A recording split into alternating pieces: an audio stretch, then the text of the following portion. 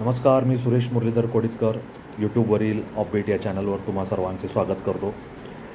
पुण्याच्या एकंदर सर्व सांस्कृतिक असेल, सामाजिक असेल, एक चांगल्या जीवनाचा जो ऱ्हास झालेला आहे त्याच्यावर आपण अनेक व्हिडिओंमधून बोललेलो आहोत. अनेक इतर व्हिडिओंमध्ये त्याचा उल्लेख केलेला आहे. वृत्तपत्रात आपण त्याबद्दल लिहिलं आहे.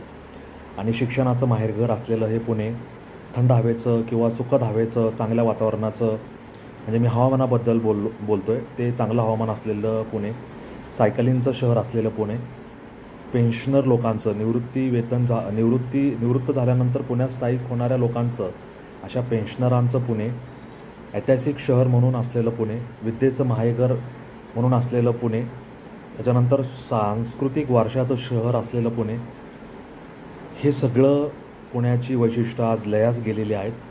आता पुणे गर्दीचे पुणे, अंमली पदार्थ सहज मिळण्याचं ठिकाण पुणे, गुन्हेगारीचे पुणे, अपघातांचे पुणे, प्रदूषणाने जीव गुदमरणारे पुणे, अस्वच्छता असणारे पुणे, अतिक्रमणाची सर्वत्र भरमार असणारे पुणे, अनधिकृत गोष्टी, अनधिकृत विक्रेते, रस्त्यावर हिंडणारे लोक, विविध गोष्टींचं फिरते केंद्र असणारे लोक, त्यांचं पुणे, म्हणजे ज्यांना कुठलंही लायसन नाही, ज्यांना कुठलंही बिल्ला नाही, अशा विक्रेत्यांचं पुणे, कायदा सुव्यवस्था ही फार चांगली नसणारं आणि त्याला ॲव्हरेज किंवा सरासरी म्हणता येईल असं पुणे, आणि वाहतुकीमुळे दमछाक करणारे पुणे, हवेची पातळी, हवेचं जे गुणवत्ता आहे ते ढासळलेलं पुणे, आणि सर्वच बाबतीत सांस्कृतिक असेल, सामाजिक असेल, सुरक्षितता असेल, चांगलं वातावरण असेल,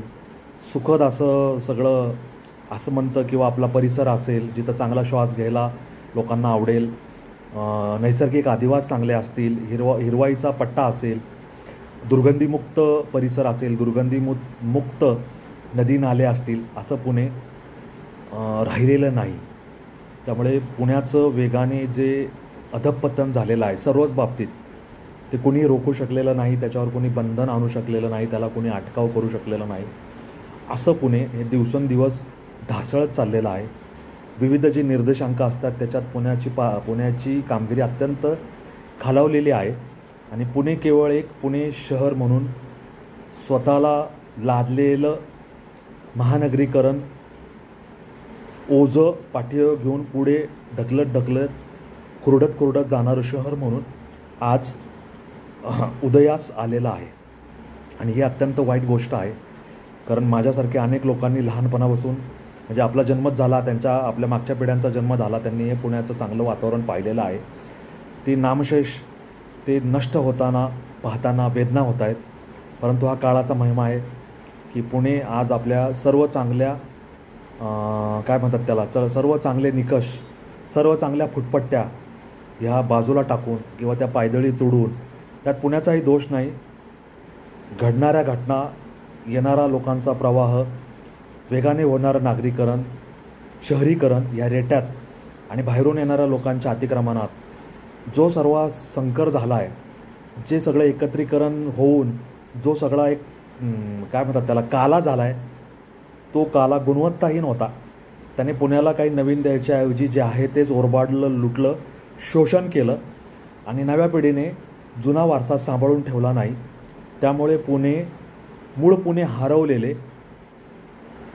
मध्यम पुणे जे होते ते हरलेले, ह्या परिस्थितीपासून हरलेले, आणि जी चांगली स्वप्न बघितली होती ते हरपलेले पुणे, अशी या पुण्याची अवस्था झालेली आहे. रोटी कपडा मकानसाठी जो तो इथे आला तो इथलाच झाला. आणि ह्या वेगाने अधःपतन होण्याच्या प्रक्रियेत त्याने आपला हातभार लावला. त्यामुळे मूळ पुणे शहर, चांगलं पुणे शहर, पुनवडी, पुण्यनगरी हे आज चेहरा हरवलेले शहर असे झालेले आहेत. मला माहिती आहे अनेक लोक माझा हा व्हिडिओ पाहत असतील, त्यांना हे ऐकून नक्कीच दुःख होत असेल, परंतु मी जे म्हणतो त्याच्याशी ते नक्कीच सहमत असतील. कारण या पुण्याच्या दररोजच्या कोंडीत, श्वास गुदमरणाऱ्या गर्दीत, हवा खराब झालेल्या परिस्थितीत, कुठल्याही क्षणी अपघात होईल, कुठल्याही क्षणी काहीही धोका निर्माण होईल, कुठल्याही क्षणी पाऊस, पाणी, रस्त्यावर वाहणाऱ्या नद्या पावसाच्या काळात, याच्यात आपली मुलं बाळं, आपले कुटुंब अडकले जाईल, कुठंतरी विद्युत प्रवाह पाण्यात उतरलेला असेल, कुठंतरी शॉक बसेल, विजेचा धक्का बसेल, कुठंतरी एखादा मोठा येणारा ट्रक असेल, टिपर असेल, आपल्याला धक्का मारून निघून जाईल. शिवाय चोरट्यांचं भय आहेच, लुटारू लोकांचं भय आहेच, वृद्धांना भय आहे, लहान मुलांना भय आहे, महिलांना भय आहे. सायबर क्राईम तर वेगाने वाढतो आहे, फ्रॉड होत आहेत, बिल्डर लोक फसवणूक करतायत, शेती नाविकासमधून लोक नागरिकांमध्ये जमिनी आणायचा आणि लोकांच्या माती त्या विकण्याचा प्रकार करतायत. हे सगळं भयानक चक्र आहे. कायदा सुव्यवस्था ह्याच्यावर कितपत नियंत्रण ठेवू शकेल तुम्ही विचार करा, मीही विचार करतो. हा व्हिडिओ तुम्हाला कसा वाटला मला जरूर कळवा. आपल्या पुणे शहराने चेहरा हरवलेला आहे. चेहरा हरवलेले एक शहर अशी आपल्या शहराची अवस्था झालेली आहे. म्हणजे ते मला आता एक नक्की तो विषय किंवा ते एक गोष्ट आहे महत्त्वाची, ती आठवण्याचा मी प्रयत्न करतो आहे, पण ते सांगता येत नाही. पण मला एवढं नक्की माहिती आहे की आपल्या पुण्याचा जो मूळ चेहरा होता, तो मूळ चेहरा तुम्हाला माहिती आहे, सांस्कृतिक असेल, त्याच्यानंतर सांगीतिक मेजवानीचा असेल, धार्मिक कार्यांचा असेल, धार्मिक वारशाचा असेल, सनातन धर्म संस्कृती उपासकांचा आणि संवर्धकांचा असेल, तो सर्व वारसा धुळीस मिळालेला आहे. धांगडधिंगा, उत्सवी प्रदर्शन, आरडाओरडी, नशापाणी आणि इतर अनेक अयोग्य गोष्टींचा महापूर आलेला आहे. त्यामुळे हे शहर आता शहर राहिलेलं नाही, कुणाला बोलण्याची सोय राहिलेली नाही, सोयीचं बोलणं नाही आणि बोलण्याची सोय नाही. त्यामुळे ह्या शहराबद्दल आता काय बोलायचं, पुन्हा कधी सविस्तर बोलूया. तुमच्या अभिप्रायाची मी वाट बघतो आहे. हा व्हिडिओ तुम्हाला कसा वाटला ते नक्की कळवा आणि आपला मित्र सुरेश मुरलीधर कोडितकर याला रजा द्या. धन्यवाद. जय हिंद, जय महाराष्ट्र, वंदे मातरम, जय श्रीराम.